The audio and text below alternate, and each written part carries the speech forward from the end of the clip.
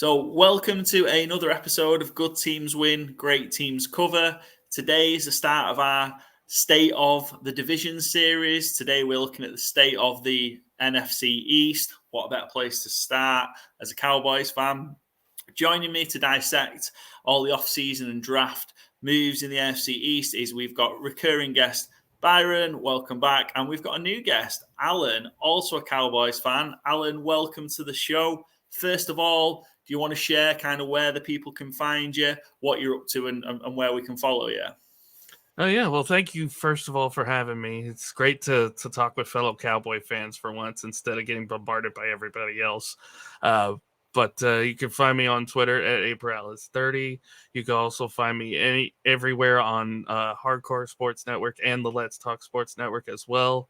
Do a multitude of shows. The main one that I've been doing recently is our Let's Talk Major League Baseball show, which is every Tuesday afternoon at 4 p.m. Eastern time here in the States. So it'll be 4 p.m. Eastern, 3 p.m. Central. Then, I don't know the math on everywhere else. So I'm sure somebody can figure it out. I'll translate that to the UK times for people. Don't worry, Alan. It's cool. But yeah, I'm mostly here, there, and everywhere, all over Let's Talk Sports. And now we just recently started, putting our shows on Hardcore Sports as well. So cool. As always, shout out to Dan Harris at Let's Talk Sports. A great guy that organizes, produces, puts people together, puts shows together to make it happen. So shout out Dan for that, as always. So we're going to focus on today the NFC East, and we're going to start off with probably the biggest news story of the week in the NFL, and that's the fact that the Washington Commanders are going to have new owners. So Dan Snyder's finally going to be out. He's agreed to sell the team, and that deal looks like it's finally going to be going through with Josh Harris Group, fronted Josh Harris with Magic Johnson and others. So I suppose before we get into the detail of the Washington Commanders and what we're going to look at from their moves, how do we think, guys, Alan, Byron, how do we think kind of the sale of the Washington Commanders is going to change them in 2023? I really don't think it's going to change much, at least this year. I mean, you saw during the draft, you'd see, and we kind of talked about this, before we went on, during the draft, you could still see that Dan Snyder's fingerprints were all over this draft, technically. I mean, the Forbes pick, you can look at it there. It's a little bit of a reach. They went and got the veteran quarterback. Brissett's a serviceable quarterback, so I'm not going to take anything away from him.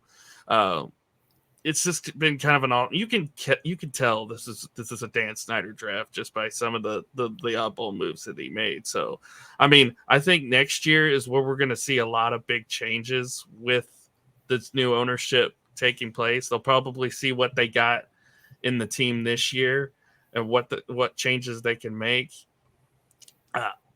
I personally think that Eric Bieniemy is probably going to take over that job mid-season as the head coach, but that's just me. But yeah, I think next year is when you're going to start seeing bigger changes to this organization with the new owners intact. I mean, it's a great point about Eric Bieniemy in terms of he seems to have gone through so many interviews and opportunities to interview for head coaching jobs. And for me, for a long time, it seems to have made no sense that he hasn't got one. But maybe obviously moving from the Chiefs and going to a franchise like Washington, it's almost like a head coaching waiting sort of deal. So just to kind of have a run over Washington. So they finished last year 8-1. So no team in the NFC East had a losing record last year. They finished 8-1. That's the first time the Washington Commanders and football team and however many other names, first time they've had a non-losing record since 2016.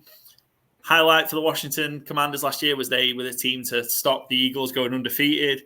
They stopped their 8-0 run with a win in Week 10. And they seem to have committed to Sam Howell, 2020 fifth rounder, as their starter. They managed to re-sign Darren Payne on a 4-year, $90 million deal. And they've also declined to pick up Chase Young's fifth-year options. Those have kind of been the headlines. Byron, kind of how do you see where Washington are and where they can possibly go in 2023?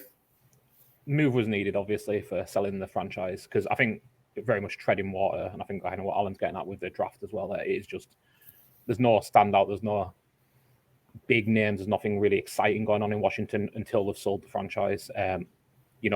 This year was 8-1, but Ron Rivera hasn't had a winning year as a Washington Commanders head coach. 7-9, 7-10, 8-1. I agree he's probably going to be out mid-season. He's done a real good job, I think, of changing the culture in Washington, but culture doesn't get wins necessarily. I think he's improved Washington as a club and as a franchise, but I think Eric Bieniemy is there in waiting. He's not just offensive coordinator, he is assistant head coach as well, which I think is kind of telling that he kind of got both titles there. I think it's kind of the writing is on the wall. I think this year is going to be a bit of a year of a transition into the 2024 where we'll hope to make actual big changes. I think you're looking at Washington being bottom of the division next year. I think they were kind of lucky to get 8-1 last year, truthfully. And they've not exactly done too much in the offseason. I think Sam Howell, he had his moments. The year prior, he was kind of expected to be an earlier round pick. And I'm not exactly sure why he fell all the way to the 5th in a poor quarterback class, but pinning your hopes to him long-term feels very bold. Jacoby Brissett I like as a, stopgap quarterback. He done well in Cleveland last year. He was better than Deshaun Watson, but Deshaun Watson was awful. That's not really, he wasn't better than Deshaun Watson, the real Deshaun Watson quarterback. He was better than last year's version. So I don't think the long-term quarterback's on the roster. I think there's going to be a lot of change coming in the next 18 months of Washington. Mm-hmm. In Sam Howell's defense, I'll say this: the year that he was actually, I think at one point he was slated to go number 1 because of what he had in North Carolina, and then he lost a lot of his offensive line. He lost a lot of that defense. They couldn't stop a cold, even if they tried. They still can't because North Carolina's just got an awful defense. And he got hit a lot. So, that's probably what hurt his stock. And you look at what he did, week 18 against us for Washington. He did play very well. It shows signs of, maybe they do have something, never say never. That we got our quarterback came out of the 4th round. So these late round guys, usually, late round guys, undrafted guys usually have somewhat success, but, if it's yeah, I would say I do think they'll be at the bottom of the division this year, and with next year with the quarterback class that it's going to be, there's going to be a lot of talk of are we comfortable with what we have, and especially with new ownership, are we comfortable with what we have, or do we want somebody to try to go get somebody like a Caleb Williams or a Drake May or somebody like that in this loaded quarterback class that's coming out next year. And I do. Go on, Byron. I was going to say, I think last year, the report came out recently, the Commanders tried to trade for every quarterback in the NFL and not in the NFL. Jim Irsay has warned them of tampering charges against Andrew Luck. Mm-hmm. New ownership group might change, but I don't even think they're necessarily restricted to the draft. New owners like to be flashy. I wouldn't be surprised to see him try and push in for a quarterback coming up next year, whoever that might be. I don't have a prediction on free agency for next year or who might be available at trade mid-season or next season, but I think they're going to... It's always a marquee position. Sam Howell might be okay this year, but I think that is where they're going to try and push the chips. Mm-hmm. An interesting one for me could be next year. Could Kirk Cousins go back to Washington? He's got probably a year left in Minnesota, and could that all kind of fall for Kirk Cousins to go back after kind of playing 2 years on the tag there? I found it really. So I think obviously had the purchase of the team and the takeover gone through earlier, I really thought Washington might have made a run at Lamar. Yeah. But it just seems obviously the protracted, the takeover taking so long and it only just happening. Obviously that kind of limited it. I thought they might have taken a shot at Will Levis or something in the draft, but obviously really do seem to be happy with kind of going with Sam Howell, and you've got a veteran in Brissett. It did shock me that they let Heineke go. And weren't prepared to pay him a bit more to kind of stick around, a guy that can win you games, and did. He did a really good job and has done over the years in Washington, but especially last year in kind of relief of Carson Wentz, who was just a mess. and being able to kind of keep them alive for so long. They kind of only went down from playoff contention in week 17 through, with Carson Wentz playing, but Heineke did a really, really good job in leading them back from kind of a really lost season to trying to get into the playoffs at least. So yeah, Washington are an interesting one in terms of the draft. So we've just got kind of some of the key moves there. Kind of Jacoby Brissett is kind of the only standout signing they made from a free agency perspective. From a draft perspective, Alan, you touched on it. Forbes at 16 in round 1 was interesting when Christian Gonzalez was still on the board. I suppose, any clues as to why we think Washington went for Emmanuel Forbes at 16 as opposed to the other corners that were more highly rated than Forbes? They probably just thought was their guy to begin with, because they probably thought Gonzalez wasn't going to be there. Because Gonzalez was a top 10 talent. Not many people thought he was going to drop to 17. And so they probably had Forbes on their radar to begin with. And, really, I thought they would have maybe gone quarterback with Levis still sitting there at 16. But, yeah, I mean, he's not a bad corner.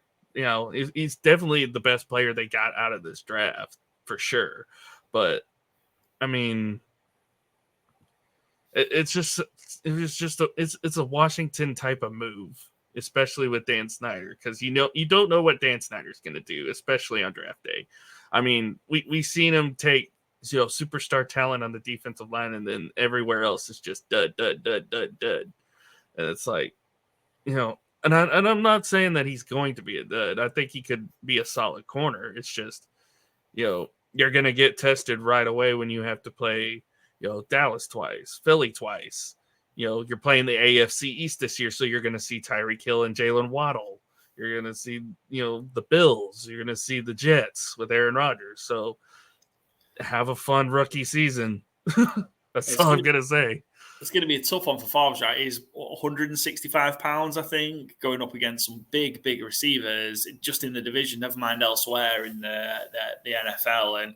And yeah, he does have some kind of ball hawk abilities. It just seemed an odd one when Gonzalez was just there. Joey Porter was still there. Banks was still there. I really thought they were going to take Joey Porter, if I'm being honest. I thought Joey Porter was going to be their pick.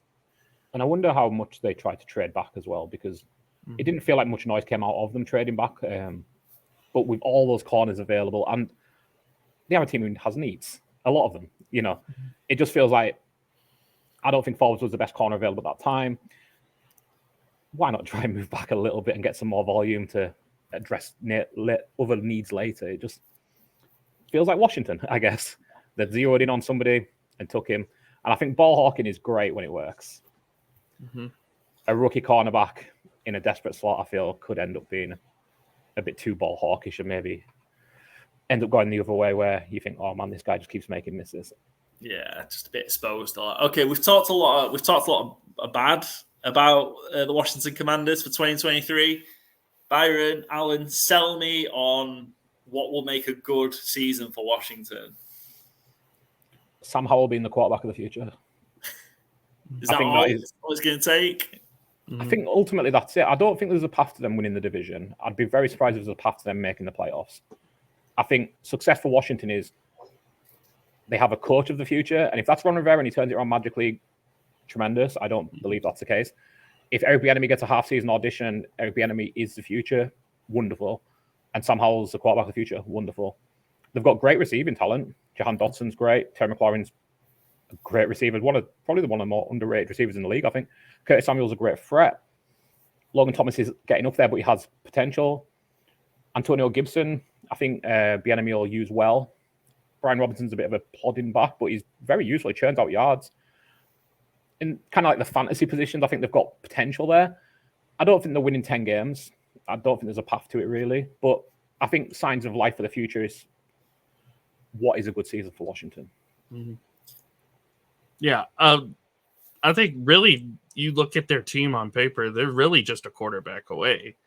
And if they have a halfway decent quarterback, they can be a successful team. I think the best case scenario for them is that Chase Young has a defensive player of the year type season, and they're able to get him signed long term.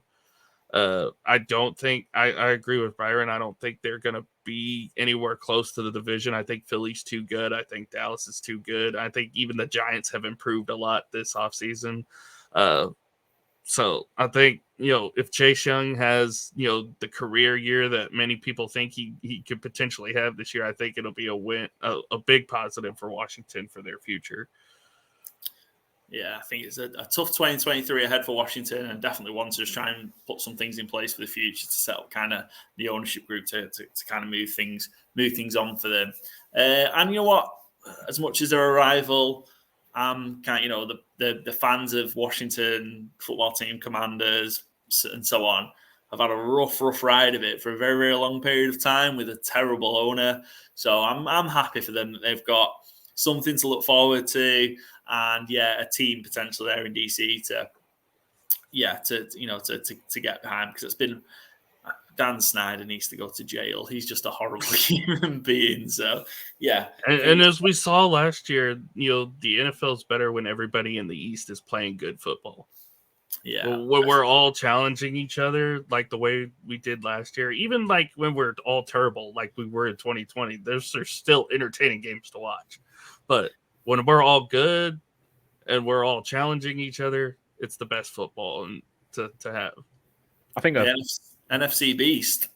I think a potential positive for the NFC East as well is hopefully we don't have to worry about franchise MVP level quarterbacks getting crushed by railings and fans falling on top of people if we don't have Dan Snyder making improvements at the stadiums. So that's something to look forward to. Maybe they'll make real improvements to that stadium. It'd be nice to see. It'd be nice. A new stadium in general. Yeah, potentially, that kind of FedEx Field in Landover's it's a bit oldie world now, isn't it? And even if they can no more torn ACLs, please. Yeah, you've taken enough ACLs. Even if they can just keep the kind of the waste pipes attached to the roof so that the fans literally aren't covered in shit, that would be. Well, if you're going to watch shit, you might as well be covered in it, right? Yeah. The Dan Snyder approach. Guess I'll sit there for 3 hours watching that. That's it. I don't say this too. I love how we went from being the worst division in football to being the best in just a 3-year span. Yeah. It's quite the turnaround, and yet one of the teams is still horrendous, and that happened. Anyway, one team didn't do anything, and the other 3 just went climbed over the top of them. And speaking of one that's kind of made significant improvements, let's talk about the New York Football Giants. The New York Giants. So they had a great big turnaround in 2022. They went 9-7-1. First-year head coach Brian Daboll was the coach of the year. They had their first playoff win since 2011, going to Minnesota and beating the Vikings in the wild card round. Ended up getting beat by the Eagles in the divisional round and kind of soundly beaten. But kind of big off-season things for the Giants. Quarterback Daniel Jones signed a 4-year, $160 million contract. Saquon Barkley, they signed on the franchise tag. No long-term deal worked out yet. And they also made a huge traded with the Raiders for tight end Darren Waller, for what turned out to be a third rounder that they got from KC, which was the 100th overall pick. So the Giants last year, big turnaround. Kind of, do we see them do you guys think they'll kind of maintain kind of what they were able to achieve last year, or do you think there's going to be a change with Big Blue in 2023? I think they could potentially get a little bit better, because you also look at they extended, I believe, Leonard Williams as well. Got a 4-year extension, so good. It was good for him. It was odd seeing them go corner as well, but Deontay Banks isn't a bad corner. I think the big pick for them in this draft was Jalen Hyatt, because Daniel Jones desperately needed a bona fide number 1 wide receiver. And to get Jalen Hyatt in round 3, I think that's going to end up being one of the big steals of this draft, because Jalen Hyatt can stretch the field really, really well. Hendon Hooker didn't make Jalen Hyatt. Jalen Hyatt made Hendon Hooker in Tennessee. So not only that, you got a security blanket in Darren Waller. You got Wan'Dale Robinson coming back. You got Isaiah Hodgins, who broke out last year. You still have Sterling Shepard back in there.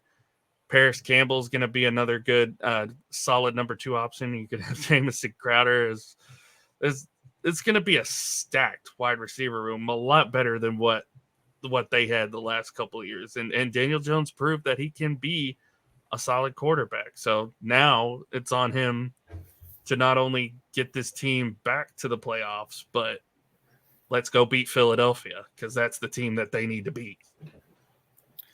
As do we all in the NFC. Byron, what do you think in terms of kind of what the Giants have, or the position that the Giants have put themselves in heading into 2023? I think the Giants are better on paper. I think the win total might not be as good, though. Like, I think they won a lot of games that were close, but Daboll's a really good coach. I'm not as confident about the receivers as Allen either, but like, it just seems like they're so stacked in the slot. Like, Jalen Hyatt was best in the slot. Paris Campbell's a slot receiver. Jameson Crowder's a slot receiver. It almost feels like Darren Waller might be their number one receiver, which is fine. But I think, obviously, they committed a lot to Daniel Jones. He was good last year. Hopefully, for the Giants, he keeps improving. I'm just not so sure that they're improving on the total from last year, even though I think they probably are better on paper. I just think they're one of the teams who might improve on paper, but just in a tougher matchups this year. I don't think they're getting back to the playoffs, but I think they're going to be comfortably third in the division. I think they're a lot better than Washington. I just don't think they're quite in any position again to. Mm-hmm. I don't think they're beating the Eagles this year. I mean, it might be one of the matchups, but like, they're not challenging for the division. I do like what Daboll and Sean are doing, though. I think Eric Gray's a nice addition late on as well. If Saquon's only there for 1 year, Eric Gray was a decent enough running back in college. I think Schmitz as a replacement center I think he's pretty versatile in the interior O-line as well. Like, just sensible picking. Deontay Banks, another solid corner. I think they've done a good job. I think Daboll's a really good coach. Mm-hmm. And we also said, when Josh Allen came out, in Buffalo, Daboll within like a couple of years had him playing it at an elite level. So who knows what he can turn Daniel Jones into this season? Not saying he's going to be Josh Allen, but he's been a quarterback whisperer before, and Josh Allen was putrid when he came out of Buffalo, Wyoming in his rookie year. So I'm not saying that's what it's going to be. I think the only reason I could say that the Giants get into the playoffs and be a wild card team is that the rest of the NFC is just not good. You look at the NFC in general, you really got 3 teams in the NFC East and then the division winners. Because I don't trust Minnesota that much. I think Detroit will probably take a step up. Chicago might take a step up. They're not going to be a playoff team, though. The winner of the NFC South is probably going to be 8-9 again. And then, you have Seattle, possibly Seattle and San Francisco in the West. Yeah. So you probably get the 2 teams out there, the division winners in the North and South, and then the 3 teams in the East. Yeah, I'm not as convinced on the 3 teams in the East, but I think 2 teams out the West seems like a banker. Seahawks and Cardinals, Seahawks and 49ers so far ahead. Cardinals are probably picking number 1 next year. Yeah, I don't know season preview. I don't think the Cardinals are winning a game. I don't have them favored to win a game. But I think going up against the NFC West, I don't think I'd fancy the Chargers. The Giants, geez Louise. The Giants against the Seahawks, or the 49ers. I think up against the AFC East, I think I might have them as the 5th best team if you rank those 4, 5 teams. So I think that's where the Giants might lose some games they might have had last year. But I do think they have got better overall. It's interesting with the Giants. They won. So what they were really, really good at in 2022 was just kind of hanging around in games, and then just finding a way, and almost kind of other teams making mistakes that they would then kind of capitalize on and winning games. And that's not a bad trait to have, right? That's if you instill that in a team, that's not something that potentially goes away. But I just don't think you'll necessarily end up on the right side of those results as often. Again the next year as you did the year before, and the Giants, which is I've kind of called out and look on the podcast, have shouted out several times. Daniel Jones is giving the New York Giants a problem, and that's a problem that they may have to pay him an awful lot of money and wrap up an awful lot of the cap in Daniel Jones when he's got 1 year's worth of work, right? A portfolio of 1 year that was heavily, heavily protected and heavily factored upon. And you've let the NFL now see that and find ways to stop that. from 22 to 23. So, yeah, 40 million a year in Danny Jones, Danny Dimes, or Danny Dollars, if you want to call him that now. You've wrapped all that up in him. And, yeah, I think that's a problem. A problem where you need to try and, are they going to find a way to pay Saquon at some point? And then I just don't think you've got an awful lot of room. And given that they're a team with not a lot of talent, they really don't have a lot of cap room, the New York Giants. I need to kind of work out where all that money's gone, because it was a problem before they extended Daniel Jones. Sorry, I'll stop saying that. Daniel Jones. They made some really, really bad moves. Kenny Golladay was one in 2022, 2021, 2022. They've made some really, really bad moves. So, yeah, I agree, Byron. I agree with you. I think they've just got a lot of problems in terms of you can't find a way to factor in half a dozen slot receivers into an offense. I just don't. I love Jalen Hyatt. I really, really do. And I was so disappointed that Dallas didn't pick him up. It just seemed a bit of a problem. I think, the Giants comfortably the third best team in the NFC East. Could, if they can find a way to win 9 games again, 9 games is probably going to get you a wild card spot. But yeah, I'm just not sure whether they're going to be able to do that again or not. And you did bring up a good point. Last year they played the AFC South, which was considered probably the worst division in football. Yeah.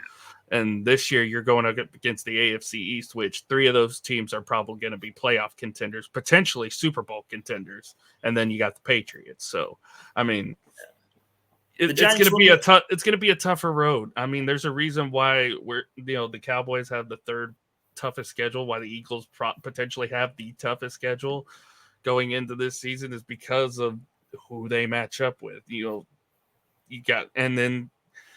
Yes, they're playing, I believe it's Vegas out of the AFC West is who they're playing this year. And Vegas isn't going to be a pushover because Jimmy G knows how to win. So that's going to be it's going to be a much tougher schedule. And that's probably why the only reason I could probably see the Giants kind of falling out a little bit is because of their schedule. So that I think just because it's the NFC, the rest of the NFC will probably have easier schedules too. So that might be what puts the Giants out and some of these other teams in. Did the Giants run the table against the AFC South? Did they win all 4 games? I'm pretty sure. Is that when? I'm gonna say they if they lost one, I think it was probably Jacksonville. Because the Jaguars had that big run at the end. I don't know if the Giants were part of that, but no, they did run the table, yeah.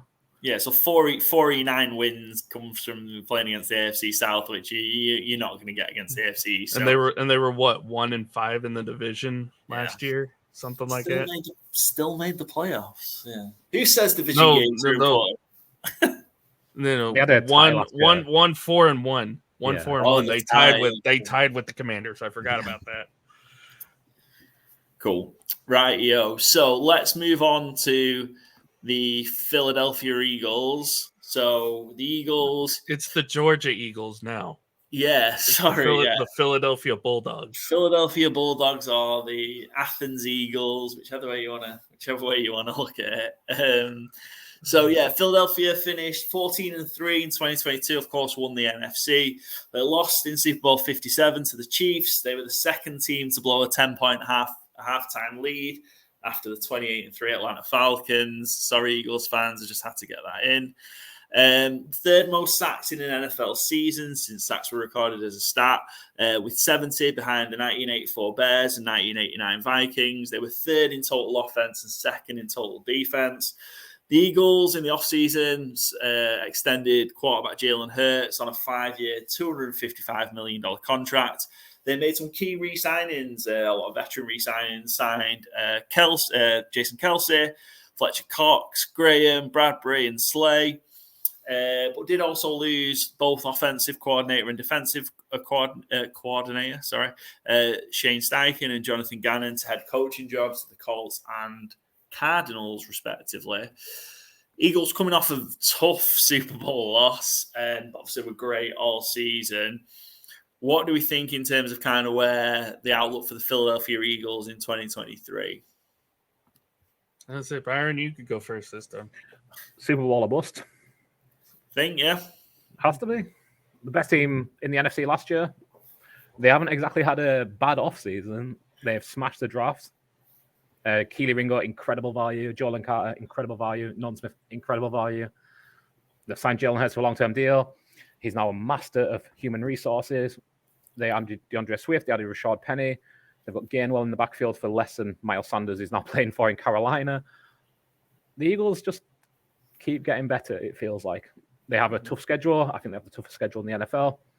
But that is a tough schedule because they were the best team in the NFC last year. They have to expect another Super Bowl appearance or it's a bad season, ultimately. The losses of Gannon and Steichen may be felt, but Sirianni's done a good job so far. I think they're very well positioned. They should be the favourites for the NFC again, unfortunately, as a Cowboys fan.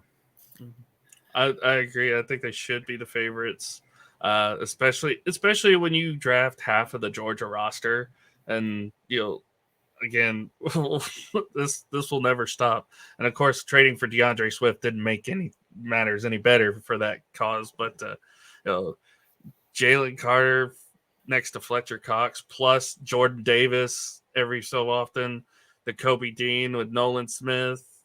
Again, it's an all Georgia thing. But if there's one concern I have with Philadelphia, it's their safeties.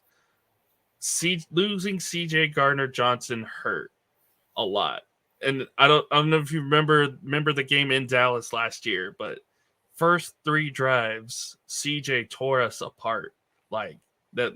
He created the pick 6. We went 3 and out twice after that. He was just all over the field. But the minute he went down, Dak just carved that defense up. He started carving them up. The 50-yard bomb to, I can't even remember his name, but T.Y. Hilton, yes. Yeah. The 50-yard bomb to T.Y. Hilton. CeeDee Lamb had a great game, after the fact, and Dallas ended up winning the game. So that, I feel, is the one concern I have, is their safety room. I know they got Terrell Edmonds in, Justin Evans in. I think losing CJ is going to be kind of felt. I think losing Jonathan Gannon's going to kind of be felt a little bit. They do have a lot of good talent on that defense, though, so I'm not too worried about it. It's really going to depend on what happens with Jalen Hurts. The Eagles will go as far as Jalen Hurts takes them. And I do agree. I think it is Super Bowl or bust because they have proven that they can get there. There's really no competition because we don't know what the 49ers quarterback situation is going to be. Maybe the Cowboys can challenge them, but that's really the only team right now on paper that can, aside from, everybody in the AFC. So really the NFC is theirs for the taking. They just got to go out and play like they do. I think Philadelphia, interesting. We've heard a lot over the last kind of obviously 2 or 3 weeks since the draft happened. Philadelphia won the draft. I think every single other NFL GM should be hung, drawn, and quartered to allow the Philadelphia Eagles to take Jalen Carter and Nolan Smith in the first round. Especially the NFC teams. Like, what are you doing to allow Philadelphia, Cowboys as guilty as anybody, to just let them just get player after player that's going to make them massively improved? Now, look, they've had some people. We've talked about the 2 coordinators going. They lost Javon Hargrave, right, to the 49ers. He's gone to a direct rival in the NFC. But I don't think they've got a problem in replacing it. And that front was scary and historic, history-making at times last year, that front, and that they could just cycle guys in and the level just wouldn't drop off. They've just added Nolan Smith and Jalen Carter to that front. Like, it is mad. And, we can talk about, them going at Georgia guys. Well, that's been the best college football defense, arguably in history, the past couple of years. So you've just taken all the best guys from it. Why wouldn't other teams do that? And I don't know why other teams haven't done that. It makes no sense. The Packers took 2, didn't they, last year in the 2022 draft in the first round? But yeah, it just makes sense. Go get the best players and make it work. So Philadelphia is interesting. The losses that they've had, Sanders went again. I don't think that's too much of a problem in kind of the way their offense works. DeAndre Swift, and the fact you've got kind of Hurts already. I don't think it's a major problem. Yeah, I'm really struggling to see a weak point. The only thing I could potentially say is it's getting taking away what they've got in the draft. It's an aging team, particularly on the offensive line. So can you get at that? Has Kelsey gone 1 year too far? The injuries that Lane Johnson suffered, has he gone 1 year too far? And potentially, can you find a way to stuff the run or get to Hurts through there?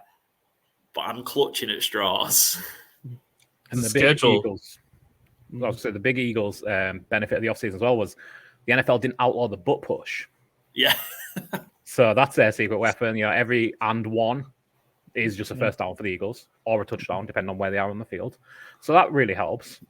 And it shouldn't have been outlawed. It was kind of a silly narrative. They weren't really doing, well, not really, they weren't doing anything illegal, but there was obviously a bit of a cry for it. So such a huge benefit when your quarterback can squat 600 pounds. Mm-hmm. I think, there's a couple times seeing him in Oklahoma, he squatted the most on the team, more than linemen. So yeah. He's a big dude for sure. I think if there's one thing that's going to hinder them, it's the schedule. Going against the AFC East is going to be rough, especially when you've got speed in Miami. You've got the Bills who can play decently on both sides of the ball. The Jets are probably going to have a top 5 defense, and who knows what their offense is going to look like now with Aaron Rodgers. So you're gonna have a tough time there. And by the way, Kansas City, have fun. That's going to be another tough game for them. And then Dallas twice. So that's 6 tough games that you're going to have, throughout the course of the years. They could still go 11-6 and still win the division, but at the same point, I do believe they have the toughest schedule in the NFL, and that if there's one weakness, it's their schedule and it's their safeties, in my opinion. Love that kind of Super Bowl rematch. I think it's going to end up as a Monday Night Football game. Kind of what a game to have on kind of prime time as a Super I really Bowl thought rematch. it was going to be opening night. I was like, Super Bowl rematch, opening night makes the most sense. But no, let's throw Detroit. I kind of like that, though, because by the time the season gets here, you're happy for any game. And there's often for like a premium matchup. I'm happy with the Lions Chiefs. Let's not forget the last time Jared Goff and Patrick Mahomes played each other, they put up 103 points. So it's gonna be a lightning show opening night. Yeah, for sure. Not entirely sure that the Lions have made some move, and with NFC East top, the Lions have made some move to shore up that secondary. Might be a little bit too soon to test it against City. Mahomes and the Chiefs. So yeah, kind of we talked about Super Bowl or bust for the Eagles then. So I suppose that's the Super Bowl and I suppose winning the championship and winning the Super Bowl is probably as good as it's going to get for the Eagles and probably expected. Where's the floor, do you think, for the Eagles? Like if they had a bad season, where did they end up? 10 wins. Yeah, 10 wins and a wild card. I think that's their floor. Yeah, I think to try and realistically project them to be 500, because if you're basically saying like the entire all line gets injured and Jalen Hurts gets, I don't think there's a realistic path to that.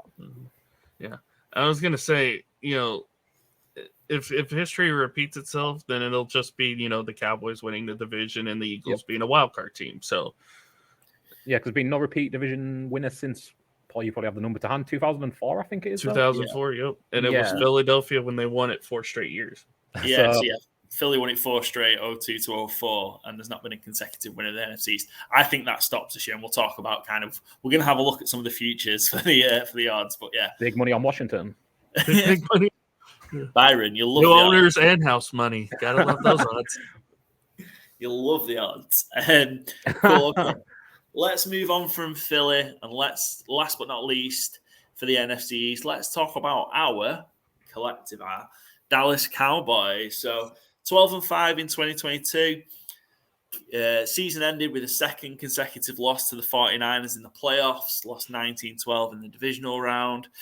Ended a winless run against Tom Brady. Had to get that in here with a 31-14 wildcard win at Tampa Bay. We retired Tom. Also sending Brady into retirement. And also that included a first road playoff win since the 1992 season. Off-season headlines in Dallas. Parted ways with offensive coordinator Kellen Moore, who's now at the Chargers. Head coach Mike McCarthy is going to call the offense. Released running back Ezekiel Elliott, and a couple of key trades for Dallas in the offseason. Cornerback Stephen Gilmore from the Colts and wide receiver Brandon Cooks from the Texans. So last season ended miserably again for Dallas in just a rancid loss to the 49ers in the playoffs. We won't talk about that last play either. But kind of in terms of the moves in the offseason, how are you feeling about Dallas guys heading into 2023? I am very optimistic because of what we've done this offseason. It didn't start out that way because it just seemed like, when is Jerry going to make a move? When is he going to do something? When is something going to happen? Their two biggest needs they filled right away. Trade for Brandon Cooks. Got him a number 2 wide receiver. Trade for Stephon Gilmore, got a number 2 corner, shirt up that defense. You look at what they did in the draft. Mozzie Smith fills their need in defensive interior, so that's going to help a lot. Shoemaker, say what you want about him, it fills a needed tight end. So now they have a very young tight end room, and they can use all 3 of them. I love the Demarion Overshawn pick. As a Big 12 guy, watching him every year tear us apart in Red River, it's fun to watch him play. Obviously, Deuce Vaughn, I'm a big fan of. The one question mark I had was us trading back into round 6 to get the corner, Eric Scott. Giving up a 4th round, I thought that was a little bit too much, but hey, it's depth at the corner spot, which is what they kind of needed. I'm excited to see, because I'm expecting the slot corner this year to be Deron Bland after what he did last year, especially leading the team in interceptions as a rookie, had the big game against Philadelphia. I'm excited to see what he could be, and I'm not sold on Ronald Jones really, but I really think Deuce Vaughn's going to be the number 2. Because he's just so much fun to watch. It'll be him, Pollard, and I believe Malik Davis will be the 3-headed monster there for their offense. And I'm really intrigued by Mike McCarthy calling plays because I think he's going to run the ball a lot more. Now he's got 3 playmakers at the running backs, but he's going to utilize them a lot more. He'll use the tight ends a lot more. I think it's now the biggest question is going to be what is going to happen with Dak Prescott. He has the weapons now. He's got a top 5, top 3 defense in the NFL. He's got weapons to throw to. If he has a year like he did at the end of last year, there's going to be a lot of questions coming out of the Cowboys camp. So the biggest question is going to be, what is Dak Prescott going to look like this year? Byron, I'll let you step in before I unload. Well, yeah, Dak Prescott can't lead the league in interceptions again, certainly. Mm-hmm. And I think it's interesting because Deuce Vaughn is so fun. And you look at Deuce Vaughn and you think, well, he must be like a scout back. He must be fun. He put up 3,500 rushing yards in college. He's a real, genuine, somehow workhorse back. I wouldn't be stunned if that running back 3 is Ezekiel Elliott and not Ronald Jones per season starting. Or I don't think I hope it's not Ronald Jones. I fully agree. He does not move the needle in any kind of way. If he's a running back 4 behind Juice and Malik, absolutely fine. But I kind of think Jerry has his eye on. Zeke hasn't signed anywhere. I love Ezekiel Elliott. He's my boy. Please bring him home. I can kind of see that happening. I think, to agree with Alan, Stephon Gilmore, Brandon Cooks for day 3 picks is wonderful. Perfect. Exactly what you should be doing. Take veterans who are on contracts you can afford for picks that you can afford to throw away. Absolutely brilliant. I have Cowboys as, I guess, NFC Championship or bust, essentially. McCarthy needs to improve again to, keep the people off his back, keep Jerry Jones off his back. I don't know. I always do as soon as the schedule's released, do a season game by game, win, loss, win, loss, win, loss. And I had the Cowboys going to the NFC Championship game playing the 49ers. So that would be kind of interesting to play the 49ers for the third year in a row and hopefully finally get that monkey off our backs as well. Hopefully we don't end up seeing Juice Vaughn at center to end that game, though. Look, no. That would be incredible. He could actually get nailed under the ground if he did that with his size. I agree. So I think in NFL history. He'll probably back body drop somebody if that happened. And Alan doesn't even know we've done a wrestlers draft, Byron, and he made that reference. I think with McCarthy, I think Jerry Jones isn't a particularly patient man. With the teams that McCarthy's had the last 2 years, to get one playoff win, the window's closing for Dallas, and I think Dallas could go for a really, really rough period of time soon of kind of not being relevant and not kind of being in the chase, even though the NFC is pretty poor. I think they've got this year, maybe next year.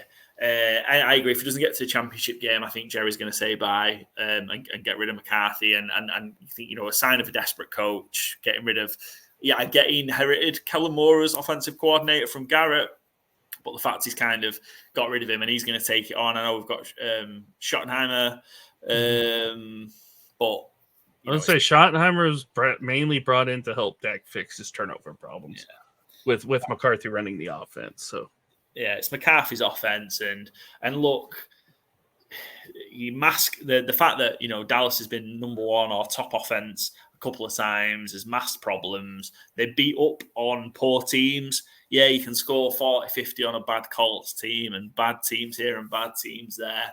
But as soon as they come up against an okay defense, they struggle, can't get the job done.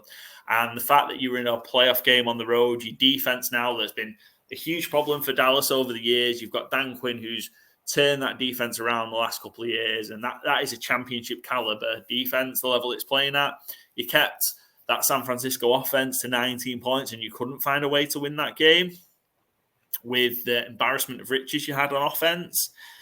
Is a problem. So again, I'm optimistic. I think Dallas are going to have to do it the hard way again. I think they're going to be on the road in the playoffs. And we'll talk about win totals, but 11, 12 wins again for Dallas, I think is probably where they're going to end up. And can they just avoid having to go play San Francisco in the wild card or divisional round? Can they get lucky and go on the road to whoever comes out the AFC South again potentially? That could certainly be the case as a 5 seed going playing the 4 seed. I think in terms of the draft, I fully understand. Like Byron, we did a live stream of round 1 of the draft, and I had my head in my hands when Dallas took Mazi Smith at 26. So I understood that there was a need there, but I felt Dallas could have got a lot better value at 26. Joey Porter Jr. was still on the board, which again, improvement at corner would have been great. Michael Mayer was still on the board. You let Nolan Smith fall to the Eagles. Those were moves I felt Dallas could have made. And if they were really, really set on Mazi Smith, and I get it's kind of come out after that the Chiefs were trying to make a move and potentially may have taken him, but I kind of had a discussion before. I felt you could have moved to kind of mid to late 30s and still got Mazi Smith, and maybe traded out and got some value for him. So, look, Dallas kind of do seem to do things a little bit differently in the draft. They've had the last couple of years players fall to them in terms of Parsons kind of fell to them. CeeDee Lamb fell to them in good positions. So they were kind of in a position to take best player available. I kind of felt they were probably in a position to do that again, but I do understand the need to take kind of an interior defensive lineman. And the draft as a whole was around, for an offense perspective, find a way to improve the running game because McCarthy's committing to that. From a defensive perspective, you're going to have to beat the Eagles and you're going to have to beat the Niners to progress in the NFC. So you need to shore up. And I think kind of when you look at kind of the picks that they made, Mazi Smith over Sean, I'm real interested in Fehoko from San Jose State, I think that could be a really, really good value pick.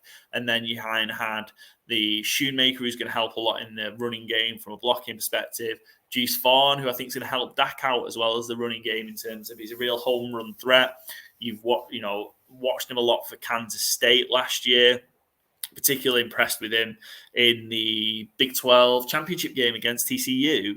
And yeah, if you can just get him in space, he can go to the house any given play in a great sporting moment in terms of his dad calling him and all that piece. But I think he does help the offense and a warranted worthy pick and good value.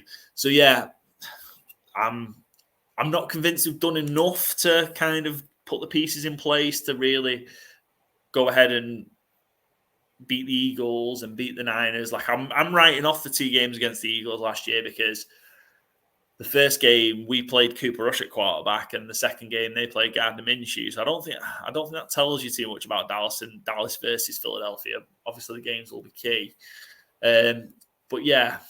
I think they're probably just going to lose in the first, the wild card divisional round. They're probably going to lose again. I don't hold out as much hope as you, Byron, that they're going to get to the NFC Championship game. Mm-hmm. Again, I think the thing that helps Dallas is their schedule. They have the Giants opening night, and then they don't play another division game until week 9. 8 weeks apart from division games. When has that ever happened?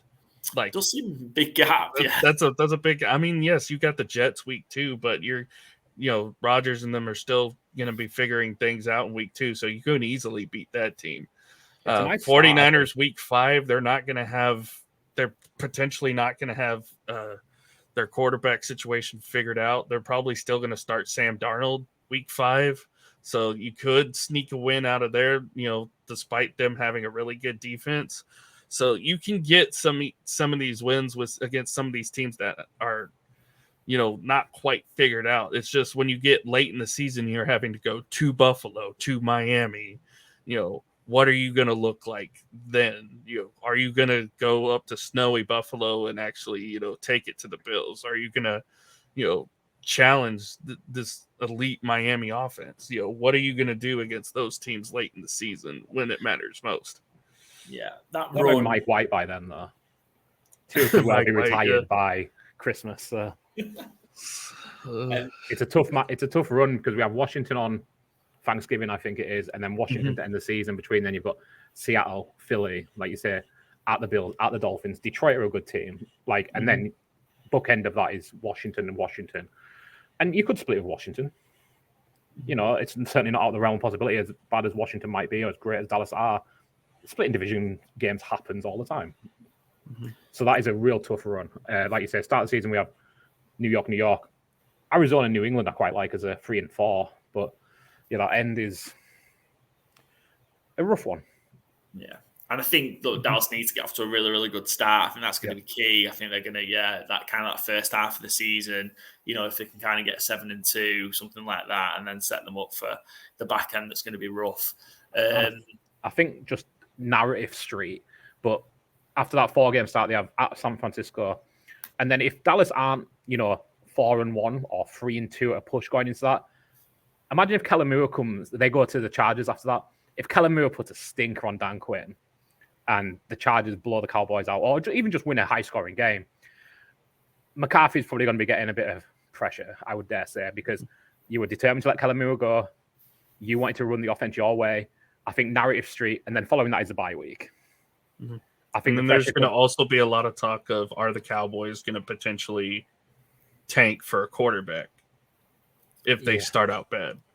Yeah, this will be like if this is if the Cowboys get involved in the Caleb Williams talk, then it's gone massively wrong. Yeah. I mean, it would fix a lot of the aging problems. You bring a young quarterback in on a rookie deal. Saves you a lot of money. You can start building a team around him better. I don't think they're going to be bad enough to be in that kind of discussion now because there's so many bad teams in the NFL. If anything, they'd probably be bad enough to maybe get like a Drake May, but that would be it. Yeah. I don't see them going Caleb Williams at all. I think that market's going to be gone by the time the Cowboys pick next year. I say that at worst probably the middle of the pack, maybe like in the mid-teens. Yeah, absolute worst. Yeah. I mean, I think in this team that if Dallas don't get double-digit wins, then I think something's gone horribly wrong. Yeah. And that would have to be a significant injury to Prescott again, I think. Cooper Rush has come back, and Cooper Rush did, and this has been massively forgotten, by the way. Cooper Rush did one hell of a job the first third of last season, and it's just kind of gone, and I can't believe nobody signed him. I think that's why McCarthy doesn't get enough credit for what he's done.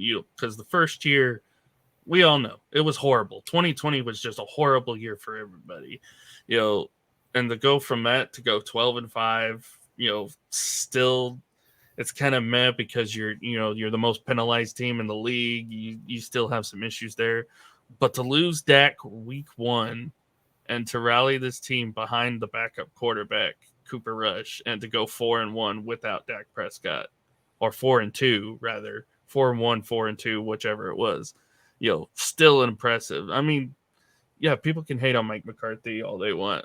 I like backing Mike here because I think he has done a good job the last couple of years. The penalty numbers are down. Obviously with a backup quarterback, they had some success. They haven't been back-to-back 12-5 or 12-win double-digit wins since the 90s. Again, they haven't won a road playoff game since the 90s. Yeah. A lot of things that they haven't done in a very, very long time they've been doing the last couple of years. So, I mean, that's the only reason I would say, Mike McCarthy's not really on the hot seat, and I'm intrigued by what he could do this year. I'm not sold on just sending him packing just yet, but if it is a collapse of a season, then that's when we have to start having discussions of, is it time to move on? Do you promote Dan Quinn? Do you go get a quarterback? What moves do you need to make? So I think the one that kind of, and maybe he's not, maybe he's a bit more secure than I'm making out, but Sean Payton's obviously gone to the Broncos now, and I think that would have been a move that Jerry would have loved to have made. And I would actually, I'd have been a huge fan of that, given kind of I felt what he could do to kind of push Prescott to the next level and kind of take the team over the edge. But that obviously that's not going to happen now. He's in Denver, and you'd assume Peyton's going to stay in Denver for a while. And then outside of that, do you turn the Cowboys over to Dan Quinn? I'm not sure, although he fully deserves a shot at a head coaching job, because the job he's done. I think he did a really, really good job in Atlanta, and then, to turn that kind of Cowboys defense around from it being just kind of such a weak point for so long. You reference, and I'm going back 10 minutes here for the purposes of those that are listening, Eric Scott, the trade that Dallas made up to the top of the 6th round. I think that's a very Dan Quinn Legion of Boom kind of corner. He's really long. He fits that mold of kind of what made that Seattle defense so good. And I'm not suggesting at all it's going to be a Sherman or anything like that. But I think in terms of his physical profile, it fits kind of what Dan Quinn loves. And I think potentially Dan Quinn's having an influence and had an influence in terms of kind of the picks. We watched the draft, and I'm not sure McCarthy was batting for Mazi Smith to be the pick when you saw them kind of jump into the war room. McCarthy was having a full-on sales pitch to Jerry about who to pick in the first round, and I'm not convinced McCarthy was pitching for Mazi Smith. But they're in an interesting position. I think Dallas might get some. I think a big problem for Dallas is kind of that what now would be potentially a third receiver. So Gallup last year came back off the ACL injury, didn't look good at all. Noah Brown was really good for Cooper Rush. He's now gone, and I'm not convinced of Jalen Brooks from South Carolina, who Dallas took in the 7th round. I think Dallas might get some production out of undrafted free agent they got from Fresno State, Monroe Cropper. I'm really intrigued to see if he can make the team, because I think actually that kind of fits in terms of his style is what's kind of missing from that Dallas offense, to give kind of 3 distinct primary targets, and that all have kind of different skill sets in CD and Brandon Cooks, and then potentially Monroe Cooper as well, Monroe Cropper, I should say. So, yeah, I think that's intriguing, something to watch for Dallas as well. And, yeah, Byron, you mentioned before, I think Zeke could walk back in the building as well. Yeah. I was going to say, I think both undrafted wide receivers could potentially, be something. I wasn't a big fan of the Jalen Brooks pick either. He's got speed, he's got good quickness, but, it doesn't seem like the kind of fit. That's probably just like a luxury pick at this point, but I feel like the two receivers they got undrafted might actually be a little bit better who they drafted in round 7. So, and I'm also praying that the fullback from North Dakota State makes the team as well, because I just love me a fullback. Bring back that jumbo set. Just have him, and then whoever the backup lineman is, just do that wishbone set and just run off that. We have a mini jumbo set with Juice Vaughn. The mini jumbo. I was gonna say I made the joke we were doing the coverage for the draft on Let's Talk Sports. I kind of made the joke, about the Patriots with how their offense is kind of be is like, I was telling one of my co-hosts, Scott Cobe, was like, you're just gonna have 10 guards on the line and then just have Ramondre in the backfield taking snaps and just run left, run right. That's gonna be your offense all year. It's just 10 guards and a running back. Nice. So and Mike Gesicki doing air sprints here and there. Pretty much. Cool. So that wraps us up for Dallas. Let's have a look at. So what we're going to do, we're going to finish off having a look at some of the futures for the NFC East. This is a gambling show after all, and we've not talked too much gambling yet. So we're going to have a look at some of the division odds, the playoff odds, and also win totals as well. So look, while we're recording this, I've got the Game 7 Boston Celtics Philadelphia 76ers on in the background. Quite like the 76ers at the minute, who are currently 28 down to Boston in the third quarter. Do we think that the Eagles are going to potentially finish anywhere but first in the NFC East this year? It could happen. History shows that it could happen. They're more than likely going to finish first, but with the tough schedule that they have, they could potentially finish second. I would say first or second is probably the best bet for that. So go on, Byron. When the schedule comes out, I always do a quick, not that quick. It's predicting every single game of the season, but going through it, there's a website that does it. I can't remember. If you type in NFL Playoff Predictor, it'll give you a really good website that does it for you. Essentially, you just click on each team, tells you the home and away and what day the game is to try and yada yada.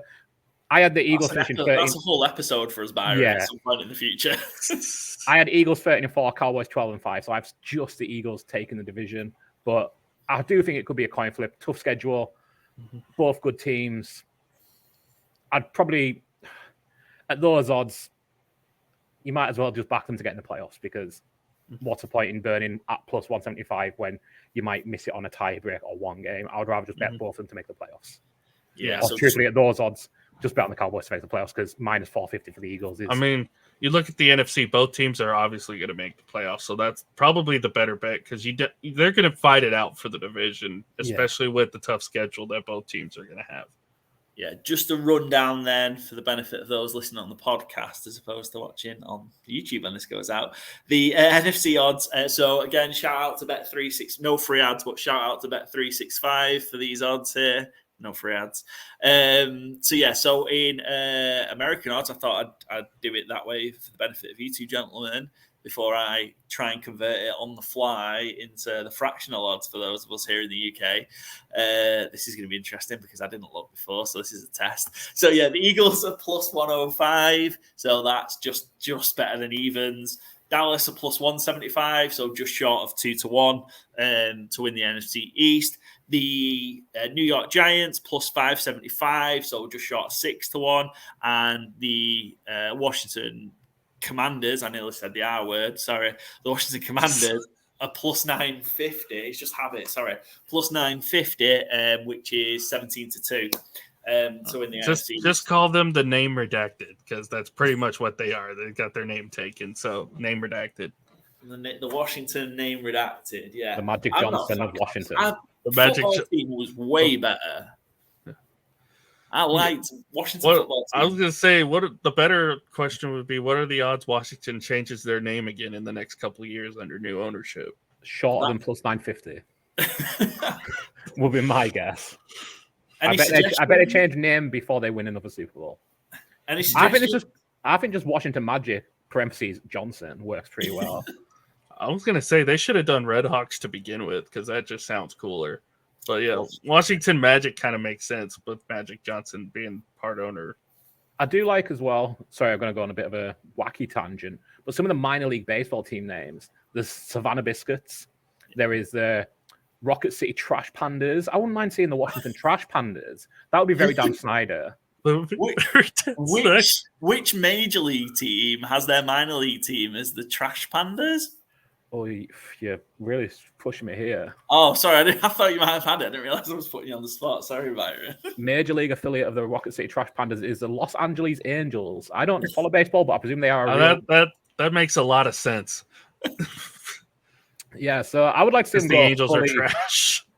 Perfect. Yeah, baseball is not my bag, but I do love the wacky minor league baseball team names. I'd love Washington to lean in. Don't try and be serious. Be the Washington Trash Pandas. You deserve it. I was going to say, we used to be the Oklahoma City Red Hawks before they ended up moving to Round Rock, and we ended up getting the Dodgers AAA team. So, and I was wrong. It's not the Savannah Biscuits. Sorry, it's the Savannah Bananas. The Bananas, yes. the famous team, the famous minor league team that just does all the crazy stuff. Yeah. And it's a Montgomery Biscuits who have. I mean, Paul doesn't know. Paul, do you know what a biscuit is in America? It's like a bit like a scone. You have sausage gravy with it. It's very weird to try and explain to a British person. It's taken me a few years to get there, but they have a smiling biscuit logo. And up in Wisconsin, I forget exactly where it is, but I'm just going to say Wisconsin. It is normally the rattlesnakes, I think, or some kind of rattling thing. Timber rattlers, maybe. And they rebranded for Dairy Week as it's the only baseball shirt I own as the Wisconsin Udder Tuggers, and it is a lactating cow. So as to Washington changing the name, maybe to try and get us back on track there. I think they should go with Washington Trash Pandas, though. That would be very Dan Snyder. So, Alan, I know this is your first appearance on the podcast, right? Mm-hmm. We've talked about some odd things on Good Teams Win Great Teams cover in its various forms so far. The names of minor league teams ending with the Udder Tuggers is that's the worst thing we've ever talked about. You're welcome. I'll send you a picture for the social media, Paul. Don't worry. That can be the thumbnail for the episode. Is the Udder Tuggers logo. So for anybody still listening, for those 5 people still in attendance, they're still stuck with this. In terms of the playoffs, then look, I think we've discussed that. We kind of discussed that we think for sure the Eagles and the Cowboys are going to make the playoffs. So. That's minus 450 for the Eagles. So yes, odds on massively. And same for the Cowboys, minus 225. Giants and Reds nearly did it. Giants and Commanders. God damn it. Giants and Commanders. Plus 150 and plus 280 to make the playoffs. Any way that either of those two teams make it to the dance in the postseason? I can't see it. Especially when you got Seattle in the West. The 49ers are definitely going to win the West, but Seattle's out in the West. I would even go to say as far as Green Bay has a better chance, I feel, with Jordan Love than the Giants and the Commanders at this point. So I don't. If one team does it, it'll be the Giants, but I don't see either of these teams making it. I think minus 180 for the Giants not to make it's a pretty good price, actually. I thought that'd be longer. Yeah, pretty good value. I think, probably a redress of the NFC East isn't going to be quite as dominant a division as it was last year as a whole. And yes, kind of some of the other teams in the NFC North in particular. I guess the South, although it's still going to be a bad division, probably teams will improve and going to win more games. Not necessarily be great teams, but win more games will kind of offset that and the strength of the AFC division that the Giants have to play. It's an interesting one. Let's take a look then to finish off at the the futures win totals, which is always an interesting one. And this is, again, Bet365 in the UK that we're looking at, so it may be different if you're looking at any other sports book in the US. So I think these win totals are quite low, really, especially for Dallas and the Eagles, but we'll look. So just to run through the Eagles win totals, so that's over under 10.5.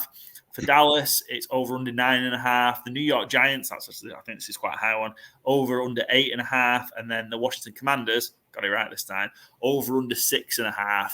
Any kind of, you kind of think, where would you lean for these teams, do you think, then kind of heading into 2023?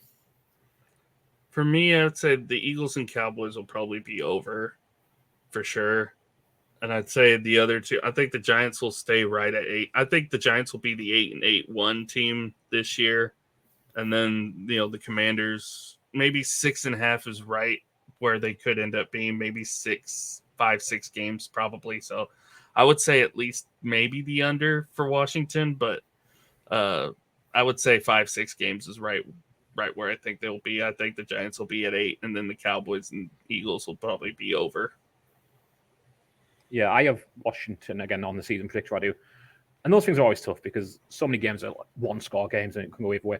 But I had the Commanders, I think, 3-14. So I have them comfortably under 6.5.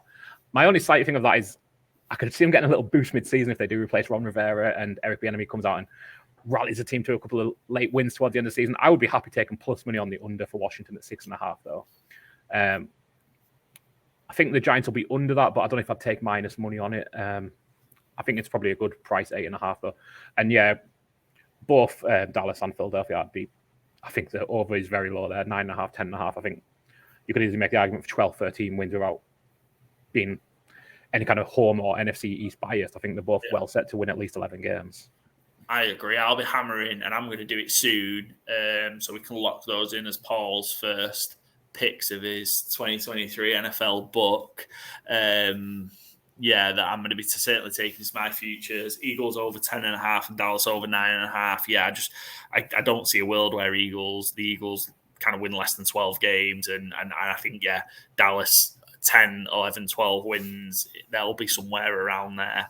Again, unless something catastrophic happens, for sure. And I like the under. I like the under for both the Giants and the Commanders. We'll get it. We'll get there.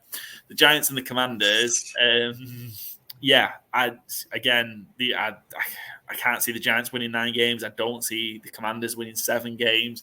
I like the under for both those win totals as well. Not sure as the Dallas and Philadelphia overs, but I think they're probably going to be on my card rolling around September time, especially if the totals are going to stay as they are. Gentlemen, we're going to wrap up this episode of Good Teams Win, Great Teams Cover. Alan, shout out to the people again where we can find you. You can find me on Twitter at aparalis30, as it says here on my logo here for those watching the video. You can also find me all over Let's Talk Sports. Shout out to Dan Harris for all that he does for the Let's Talk Sports community. One of the main things I'm doing right now, the main show I've got going on is our Let's Talk Major League Baseball, which is on Tuesdays at 4 p.m. Eastern, 3 p.m. Central Time. So definitely check that out, and the whole host of other shows that I do on a weekly basis. So, shout out to Dan for allowing me to be a part of this community. It's great. I love it. Cool. Appreciate your time, Alan. Thanks ever so much. Go follow Alan and go check out some of his shows. We don't get enough baseball content on Good Teams Win, Great Teams Cover. Byron, we should maybe do some more of that. But yeah, for sure, Alan, appreciate your time. Byron, one thing, I never let you shout yourself out. Byron, where can the people find you? I don't do too much other than appear on here, but my Twitter is @ByronChenko. All my handles are @ByronChenko. I tweet, but other than I'm in a Good Teams Win appearance, I don't do much on podcasts, so the main place to check me out is here. So, but yeah, give me a follow on Twitter @ByronChenko. He tweets and knows things about fantasy football. That's what he does. For sure. So once again, thanks, gents. Appreciate your time. We're going to play out this episode, so I'm going to cut this now so I don't have to record it later. So apologies, guys. So we're going to play out this episode of Good Teams Win, Great Teams Cover. I can't even say the name of my own show. Good Teams Win, Great Teams Cover, with a song from a young artist from the wonderful city of Manchester, my hometown, Jace Campbell, up-and-coming singer-songwriter. He's going to be supporting one of the bands that we've played music for before, the Cavs, at a show in Manchester on the 2nd of June at the Deaf Institute. Go get a ticket to see the Cavs. They're a brilliant brand. They've got great support from the Sheratons, Leeds Band, and Jace Campbell. This young chap that you're about to hear, he is absolutely incredible. Go and give him a listen. And we're going to play out this episode of Good Teams Win, Great Teams Cover with his song, What Will It Take? Go find him on Spotify, Apple Music, all your good streaming services, and some rubbish ones as well. And hopefully you'll join us next time in the next episode of the State Off series, where we'll be looking at another division in the NFL. Here's Jace Campbell. What will it take?